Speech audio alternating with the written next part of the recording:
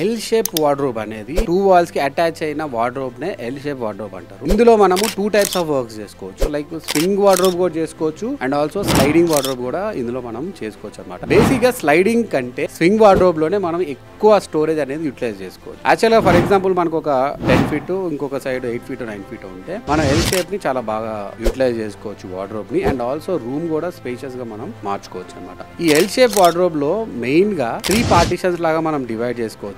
ఒక పార్టీషన్ ఏమో మనము 2 డోర్స్ లాగా యూజ్ చేసుకోవచ్చు. ఇంకొక పార్టీషన్ ఏమో ఎల్ షేప్ లో బాక్స్ అనేది మనము మేకింగ్ చేసుకోవచ్చు.